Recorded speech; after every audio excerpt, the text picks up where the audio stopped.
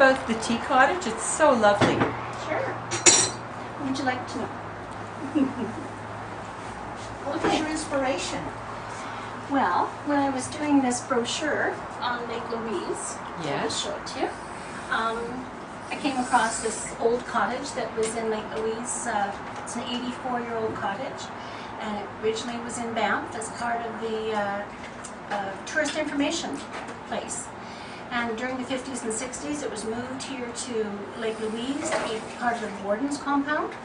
And then for many years, it was just a residence where you're standing with the camera was a stone chimney, like a stone fireplace.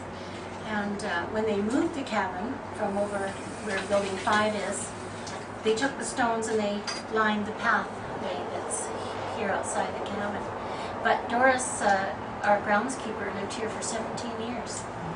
And so anyway, when I saw the cottage, I thought, wow, this would make a neat tea cottage. And my husband said, go for it. So we did. That was great. You had the support and encouragement. And I made the curtains from recycled curtains in the hotel. There's just boxes of them. And I made the tablecloths, the green gingham ones. And then it was a matter of supplying the food, so the chef prepares the food. And we've got lots of different teas from the Banff Tea Company, so it's quite a selection. Green tea, black tea, rooibos, fruit tea, as well as all your regular bag tea. And people have had a lot of fun here. We've had a lot of laughs.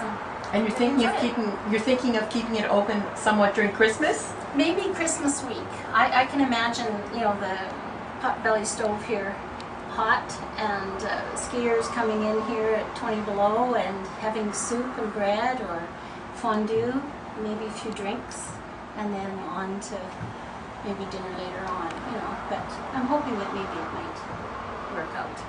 Well, I've very much enjoyed my tea and scones here. Well, that's good. Thank you. Enjoyed having you here, Frida. Thank you. And Patricia from Toronto. She's here. Can you tell us how you learned so much about the ways to do this? Well, it's been something I've always enjoyed. Whenever I went to England, I enjoyed having afternoon tea at some of the finest hotels in London.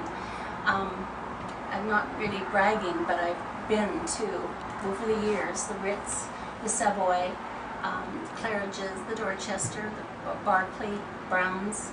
Brown's started the afternoon tea. And the Lanesborough. And my favorite is the Lanesborough because they just give you unlimited pots of tea and unlimited scones, and I kind of like to think of this place in that style, that you come and you feel satisfied by the time you leave. And of course you're from England, so that I was born in England. Heritage is deep within you. Yeah, and I've often had girlfriends for tea at our house in Surrey. I collect linen, so I prided myself on having many tables. So I obviously was meant to have a little tea cottage one day because I've always enjoyed doing it. So it's a real dolly house. It's like waiting for Goldilocks to come.